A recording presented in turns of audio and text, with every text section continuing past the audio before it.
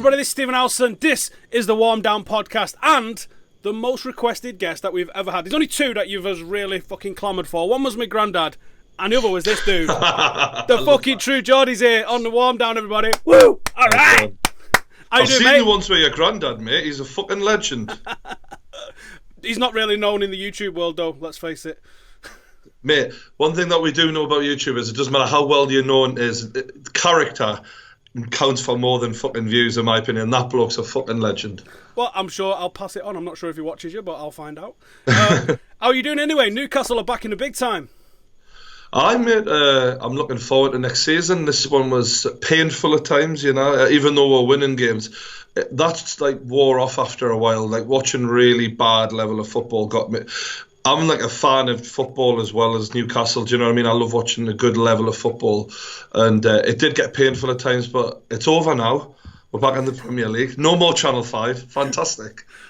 I would say, though, because the games I've caught of Newcastle, yous have played good football and yous have scored good, exciting goals. Goals have come from all over. One, they've come from all over the pitch in terms of players. Two, they've come from all over the pitch in terms of the actual goal themselves, haven't you? You've not really been scoring tap-ins. There's been loads of fucking screamers this season. The thing is, in the Championship, it's sort of, yeah, when you're catching highlights, it's a bit like Match of the Day, and you don't get the full story. It's like, I'm sure you could tell me a lot more about Man United than I would have picked up the season, but when it comes to Newcastle, we are a very average Championship side with Richie, Shelvey and Dwight Gale. Everyone else, other than those, I mean, you could argue maybe one or two others, but pretty much everyone else is a Championship player in the squad. And the Championship is that poor of a league that you only need really a few standout players to get out of it. And that's really been the difference for us. We've scored some decent goals, but we've also been astoundingly bad for a lot of the season. Like, considering we won the league, it amazes me how bad we've been, because when we last came up, when we had Andy Carroll and that, I mean, we were just dominating. I mean, it was really easy. We played really good. That was a very good Championship team, but we've been average, to be quite honest with me. I'm shocked at the fact that we've won the league. Well, Gale was one of the players I was going to talk to you about because he scored a shitload of goals. He scored a relatively decent amount of goals last time he was in the Premier League with Crystal Palace as well. He just didn't play a lot, did he? Do you think he's going to be the guy that can lead you to any folk? I mean, first of all, what is going to be a successful season for you next year? Is it just staying up? And if that's the case, is Gale enough, or do you need someone else? Well, the first point about Gale, like, he's one of those stereotypical little goal scorers that England have provided over the years, like I suppose like a Michael Owen, Jermaine Defoe style striker, obviously not to their level, but if you play him in the right way and you have someone helping him out, there's no reason why I think he can't score goals in the Premier League. He was Crystal Palace's top goal scorer 3 seasons running when they sold him to us. Thanks, Pardew. But you look at going forward, we're going to need more than him. We're going to need more than him all over the pitch, to be honest. For me, success is literally just staying up. I'd be happy with that. Obviously, you're hoping for more when you've got a manager like Rafa Benitez, a crowd that we've got. You know, Rafa's proven that he's a good manager over the years, and we are a big enough club to be a mid-table Premier League club. I don't see why not, but I just want survival, mate. After all the uncertainty over the last few years, I just want to make sure we solidify and then start thinking about what we can do from there. When Rafa was appointed, and I'm going to throw some tweets of yours on the screen here now, you was a little bit excited, I think, and when he got his permanent deal after he's went down. Has he lived up to your expectations in the Championship, or do you think that league's maybe a little bit beneath him? And how do you see him coping with a season which might be a full season of fighting relegation? Well, the reason why I was so excited, I think, is because since Bobby Robson, we haven't had anyone who come to the club who we were like, oh, he is a good manager, guaranteed. Everyone else, it's been a bit, oh, well, I'm not sure. You know, you did a good job here and then a bad job there. And we've had people from Graham Souness, Glenn Roeder, Pardew, Chrissy Houghton, Big Sam Allardyce. You know, we just didn't really know for fact what we were going to get. And I think with Benitez, you kind of do have a bit more assurance. But that being said, he'd never done the Championship before, totally different style. And he really could have blown his whole reputation by going down there with us. It was a big risk on his part with very little reward. But he did it. He won the championship. All right, it was stumbled over the line, but he didn't get a lot of investment. People seem to think that we went down there and were like Real Madrid of the championship. We sold people like Gini Wijnaldum, Sissoko, and we didn't bring loads in. So I'm happy with him. But now is the time to give him the money and really let's see what he can do. Do you know what I'm saying? And I think that's been Newcastle's problem for, I don't know, about as long as Mike Ashley's been in charge, surely, is that you seem to get your legs taken out from underneath you by selling your best players every single fucking season. And then he gives you, about a fucking mint arrow and a bag of quavers to go and fucking buy something with? I think Mike Ashley is slowly but surely finally learned his lesson when it comes to Newcastle through trying to do everything on the cheap, and now he's just basically going to be forced to either give Rafa the money or people are just going to not put up with it anymore. I don't really see us tolerating it like we have done in the past, because how many times can people eat a fucking shit sandwich? So. And you do love a fucking boycott up there, don't you, as well, of owners and stuff? Well, we did one, mate. We successfully did one, and he did shit himself a bit then. But is that Shepherd? No, for the Mike Ashley one, we did a walkout a couple of years ago, where like most of the stadium left. I think it might have been against Spurs, but I just think we need to keep the pressure on Ashley to spend. Otherwise, he will just think, let's fucking risk it again. Because ultimately, his long-term interest isn't Newcastle; it's profit. So we saw the playoff game. It was a dull game, essentially. It was fucking awful to penalties, let's face it. Well, am I right in thinking that Huddersfield went up and they didn't even have a positive goal difference from getting promoted from the Championship? I want to say -2, and I also want to say they didn't win a game in the playoffs. I mean, this isn't me. This is me having a go at Huddersfield because good luck to them. You know what I mean? If you can get out of that fucking hellhole of a league, good luck to anyone. But it just proves. I mean, that is the level of the Championship. I actually think the Championship's a very good league. I think if it was like in a smaller European country, it would be classed as one of the top leagues in Europe, I think, because I think it's so competitive. But yeah, it looks like it's fucking ninja hard to get out of. It's competitive in the sense that but the thing is, what my annoyance with the league is there's not many good teams that want to just get the ball down and pass it. Usually, before there's a shot on goal, mate, you're looking at 2 passes from a goal kick. I mean, it is that. Unless you watch Fulham, I'll give credit to Fulham. Fulham are a pretty good team. But other than like maybe a couple of teams like that, it's just Route 1 shite every single match. And that's what got me annoyed. I want to see teams that get the ball on the deck and pass it around a bit. You know what I mean? How do you think they're going to do Huddersfield? Do you think make them favourites to go back down again? Oh, without a doubt. I mean, we might not stay up. But to be fair, the manager seems pretty decent, so maybe he might have a few tricks up his sleeve. But I mean, you'd have to, wouldn't you? Yeah, I'm actually thinking of a United and Huddersfield double, but I don't think the money on it would be very fucking good. I think it would be garbage. Let's talk about the top end. Man United to go down? Fuck me, mate. Yeah, not bad. You've got to raise the expectations down there. No, win it. They win it and they go down. Yeah, they work. Like. Let's talk about the top end of the table then, because I've always thought, well, not always, for this season I thought war of attrition. All of that top 6 is not enough success to go around. You need to keep hold of your manager and not fucking crumble when maybe they don't have any sort of success. Let's start with Arsenal. What the fuck has gone on with Arsenal this season? We've seen the off-pitch chaos with Arsenal Fan TV and all that lot. On the pitch, Arsenal at times can just look sensational and at the same time look complete and utter shit. They win an FA Cup by Wenger eventually changing his tactics. He did that for the last few weeks, actually, where he changed the tactics to that 3 at the back. It's kind of paid off for him. I mean, by the time this goes out, it might already be settled, but do you see him staying on, and do you think that's a good or bad thing if he does or doesn't? I don't think there's a doubt in my mind that he wants to stay on, and I think that they're looking for that continuity, keep the money coming in, and I think he will stay on. To be fair, I understand some of the fans' frustrations in that they're wanting a challenge, and they were promised that they would have been by now. But you know, top 5 in an FA Cup for many fans, for a Newcastle fan, all right, we've got different expectations to them, but that is a dream season for a lot of people out there. Do you know what I mean? And when you look at how many teams are in the Football League, for what they've achieved, being in that top 4 for so long, they've won leagues, they've been in the Champions League for forever. You know, I think the expectations are a bit out of order at times. Do you know what I mean? Like you're saying, there's only so much success to go around, and Arsenal have had more than most for the last 20 years. So I think give him another. In a way, I'd like to see him walk away because I think he's had so much shit off those fans. Yeah, if he did walk away and with an FA Cup and top five and let some other chump fucking try and sort it out, I think, like Man United have found, they'd realise, it bloody hell, we've had it fucking good for a long time, and we're going to need to get another manager with a long-term vision to fucking get we're back up there. And I can understand the argument of, all right, Leicester won the league, Chelsea brought Conte and they won the league, but to have a go at Wenger the way they have, I just think it's not fair on the bloke. Do you know what I mean? He's brought a lot of success. So if I was Arsenal chairman, I would keep him and give him some money, because I still think that he's capable of winning the Premier League. But I don't think I'd say anything wrong with letting him go if that's what they really want to do. And I think it'd probably be better for his mental health at this rate. I actually think it's a win-win for fans of other clubs at the moment. If he stays, sweet.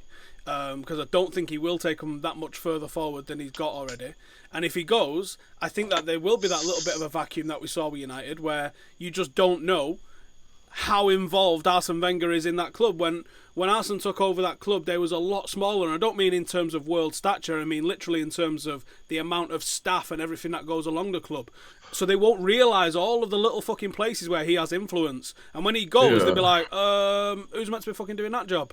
And I think that was what United found.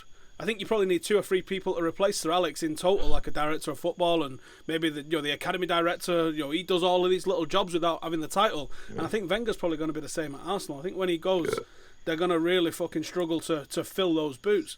There was something I was going to fucking say about Arsenal, but I forgot what it was, man. Well, the bottom line is the bloke.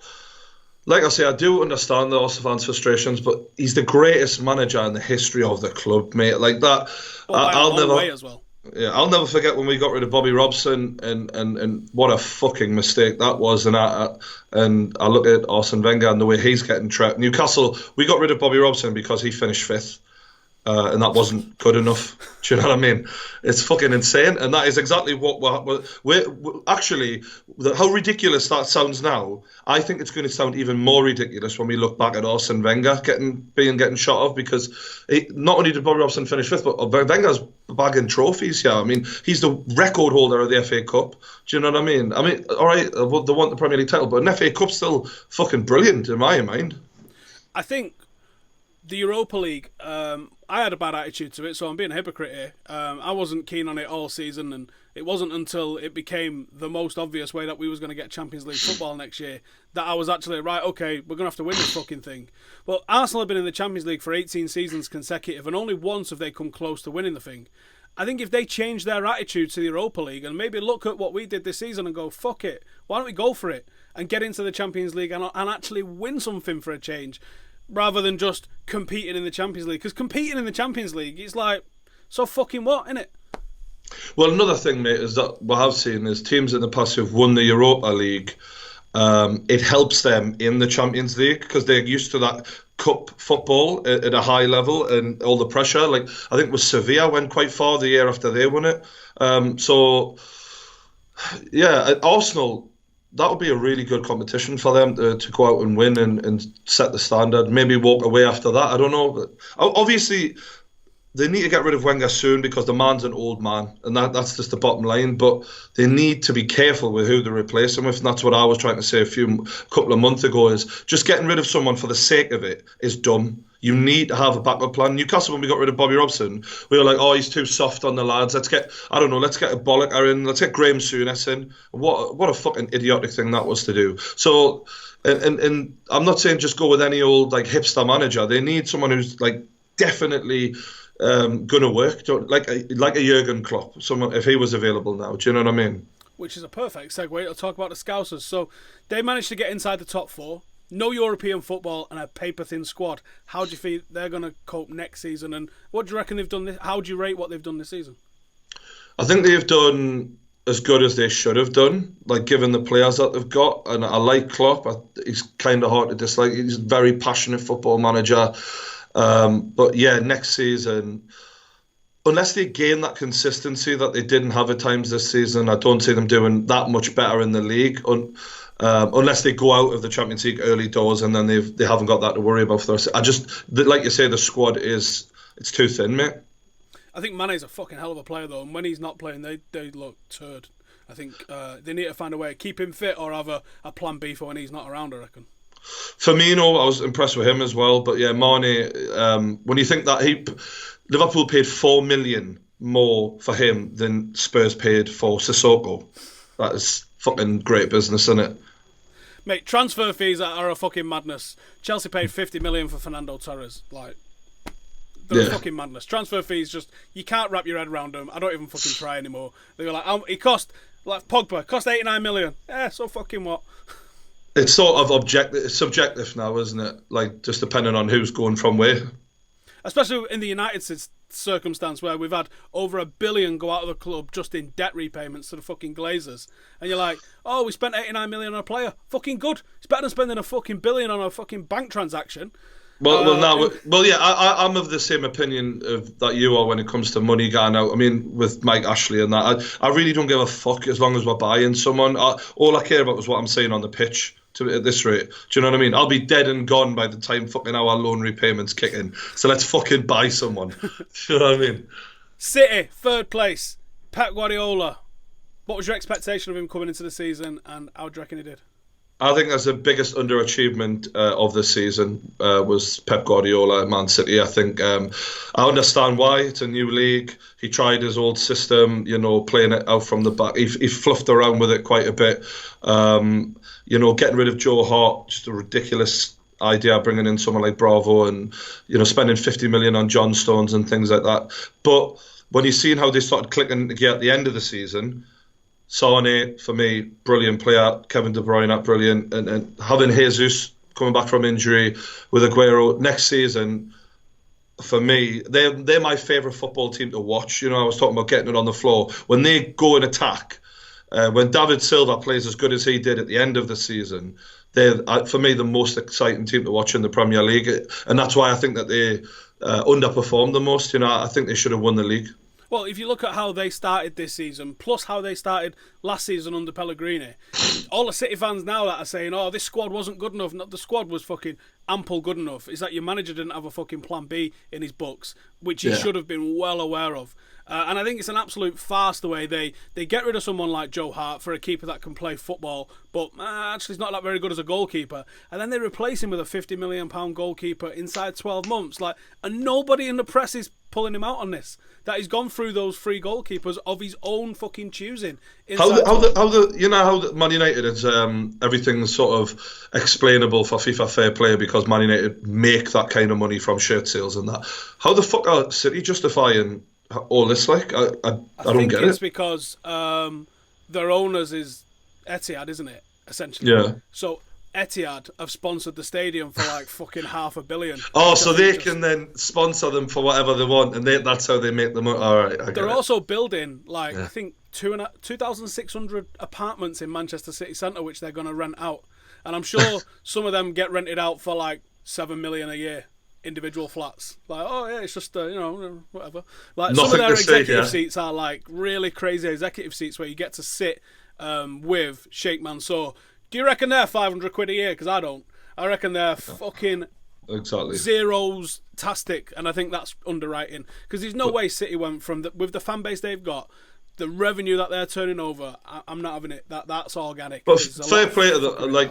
In terms of attractive football, for me, they're the best in the league. But yeah, they should have won the league, mate. They already had the best squad before they went and spent 150 million again. So should have done it. Spurs. Now, a lot of people sort of really fucking got behind Spurs for putting pressure on again this year. How much do you reckon that Wembley move's going to affect them? And it's 2 years of fucking about, innit? Because it's Wembley one year and then moving into theirs the next year. We've seen with West Ham and with Arsenal and tons of other clubs when they move stadiums, they just fucking don't get it, do they, for that first couple of years? Do you think they may have peaked, or do you reckon they're still going to be a threat next year? I think they're going to be better next year than what they were this year, because we're seeing that if they can keep these lads together, Ali, Kane, they're getting better every year. So, and Wembley might affect them because White Hart Lane is a smaller pitch and it's easier to move the ball around there. But I think they're going to get better. The only question for me is, can they add to the team so that when Kane does pick up a knock, they've got someone to fill in? Because I can't remember the lad that they brought in. That's how much of a non-season he fucking had. They brought in a second striker to play with Kane, and he couldn't deliver, and it ended up being Son who bagged in most of the goals when Kane was injured. Son. Really fucking good. Yeah, well, he kicked on. I mean, Lamela was really coming on, and then all of a sudden he couldn't get a game anymore after they switched the formation a little bit. But just generally, I think I look at Spurs as a Newcastle fan. I think, fuck me, I wish we were in that sort of position, having all them good young players, and like Kane. I mean, let's be honest, he's looking like the next Alan Shearer, do you know what I mean? I'm hoping that fucking Real Madrid buy the cunt so he doesn't get fucking the Newcastle all-time golden fucking boot record. Spurs, if I was a smaller team than Spurs' way of doing it looks attainable, doesn't it, actually? It doesn't look like, because they've not spent crazy money. They've sort of organically built this squad together using youth products and players from lower leagues or more obscure divisions and stuff like that. And it's like, why can't other teams follow that blueprint? They've not done what City, United and Chelsea have done. Well, when you look at it, I think Son cost about, I can't remember. I was like, actually, Ali cost about 5 million. Ericsson cost about 12 million. Do you know, like, these players now are as good as anyone in the Premier League on their day. And Kane homegrown. Do you know what I mean? They haven't spent crazy money, like you're saying, and I think it's all about having an eye for it. And credit to Pochettino, he's a great Premier League manager. Like, I think he needs to win something to go into the greats, but yeah, I think he's doing a good job. Very, very good. A fucking good team behind him doing the recruitment and the scouting, and fair fucks to him, because yeah, it's doing well. I look at that starting 11 though, and I don't see an obvious weakness where you go, if they only had they'd be fucking class. I think they just sort of need to level up all together as a team, I think. And completely. That's one thing I love about the Spurs team is when you look at when you line up against them, you don't look in any position and think, oh well, that's where we're going to hit them today. And especially in the middle of the park, because for me, I mean, like, obviously I'm talking to a Man United fan. You lot built your success for me on a strong core, right through the middle of the park, and that is what they've done. Wanyama's came in for not big money again, and been absolutely fucking immense for them, having two big strong lads like Dyer and Wanyama in the middle of the park. I mean, that's what you want. Do you know what I mean? Yeah, and I do like. I got a bit of respect for how Spurs have gone about the way they're doing it, and they do sort of go with free-flowing football. They've had the most shots in the league this year, and on the back of that, they've scored the most goals. They also keep the most clean sheets. They concede the fewest goals as well, and I think they could over the last 2 years. Over the last 2 seasons, they've been the best team consistently over that time. They just came up against Chelsea this year and Leicester last year. But if you look at Chelsea last year and Leicester this year, it's fucking absolute shambles. So Spurs are the best team for me in England. They just haven't put it together over one season yet. But if they can get someone to help out Kane with the goals, if he gets up an injury, I think and Wembley doesn't affect them, they can win the league.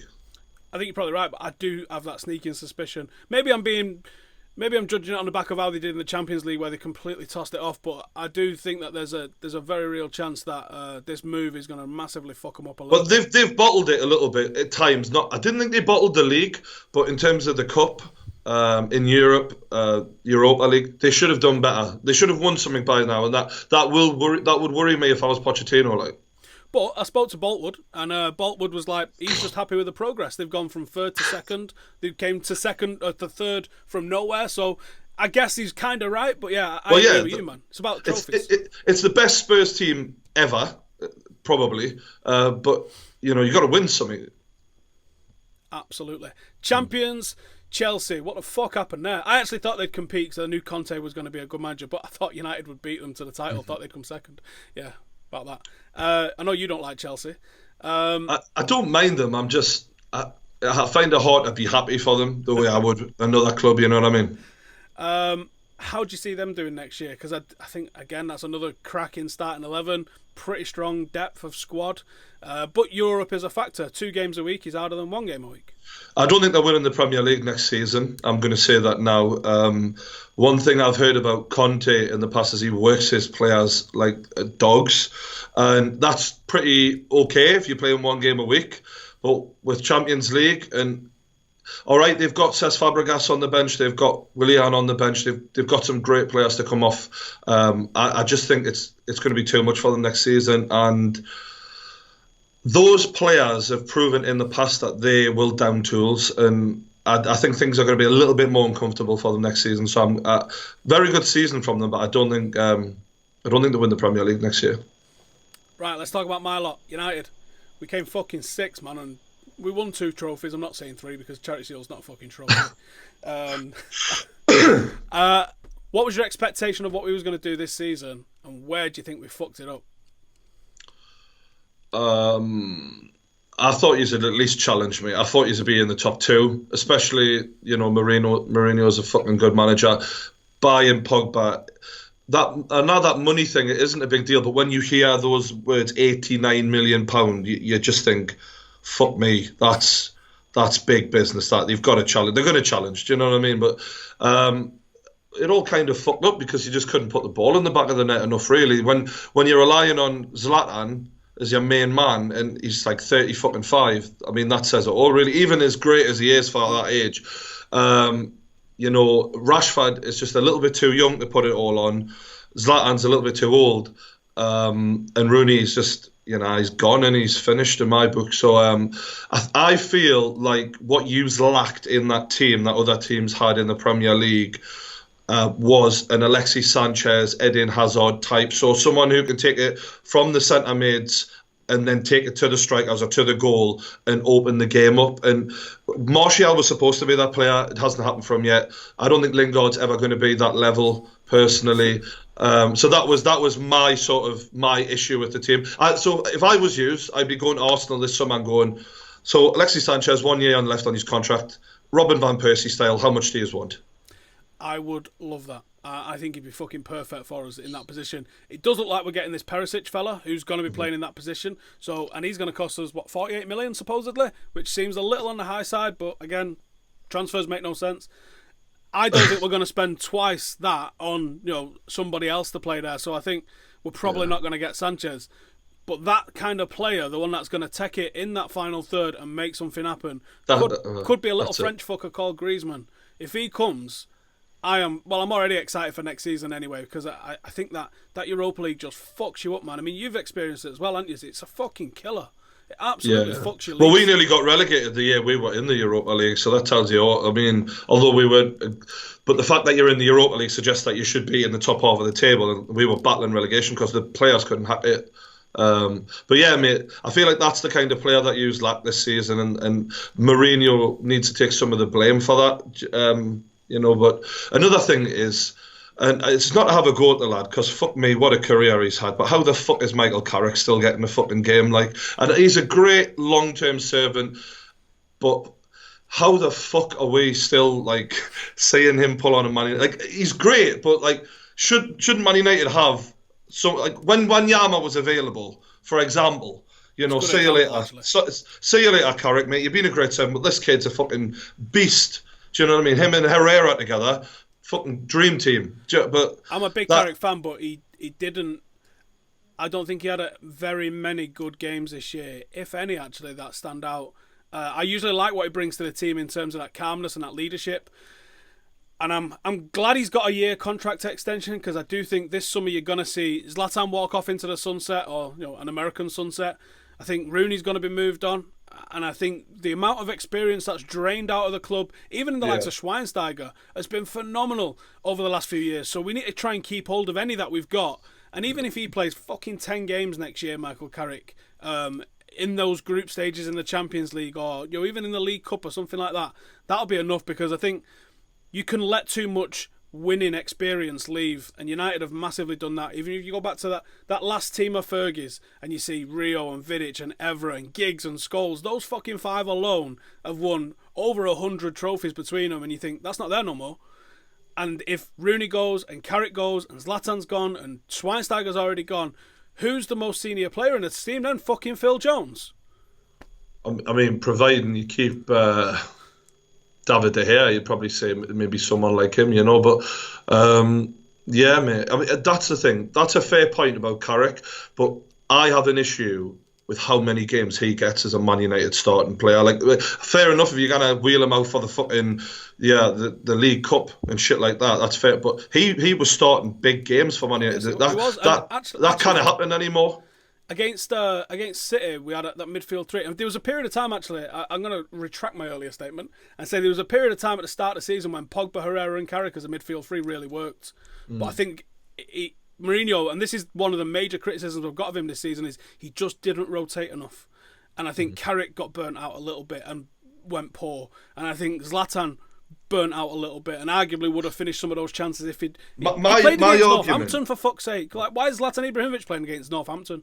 My argument isn't about the quality of Zlatan or Carrick. That's not to be disputed, but it's the fact that Man United are supposed to be Manchester United, and Manchester United don't wheel out the old boys for the fucking big games that you need to win. Like, do you know what I mean? Like, you have, like, in my head, I'm thinking Man United have Ronaldo, Rooney, Tevez in their prime, and then, I don't know, like, if we're playing Northampton next week, we'll wheel out fucking Andy Cole from the old. Do you know, like, it's not the way it used to be, is it? And I think that they need to get back to having, like, players for the League Cup and that, and then players for the big games, and Carrick shouldn't be a big game player. And this is where you have to go, what the fuck happened with Schneidlin? Schneidlin, arguably, was the evolution of Carrick, a little bit more mobile, but does a similar sort of job as Michael Carrick. He played like 2 minutes in the league and got fucked off, and you think, he didn't get a chance. Yeah. Mourinho's always been the type to do that, though, and that's why he fucked off Kevin De Bruyne. He fucked off Romelu Lukaku. With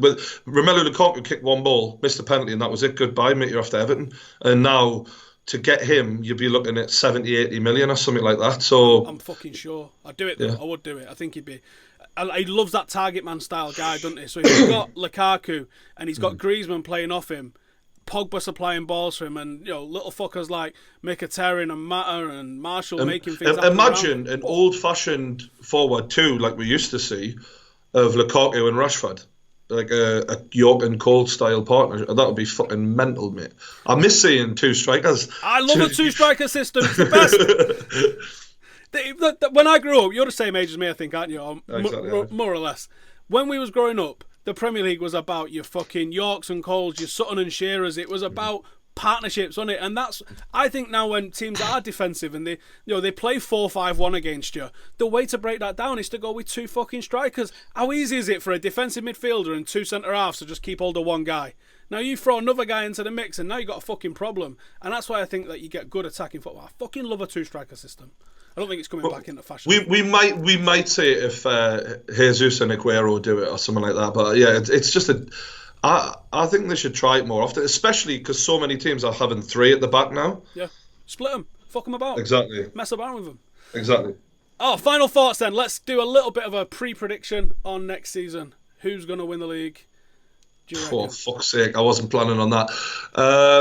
Bearing in mind, we haven't had a transfer. Transfers are going to have a massive part to play in this. We haven't had a transfer window, but every year I say the same team because for me they've had the best squad in the league for the last 3 or 4 years. Man City. I fucking hope not. Right, that will do us. Geordie, thank you. Have you got a YouTube channel? I certainly have, mate. Just a little corner of YouTube that you call your own?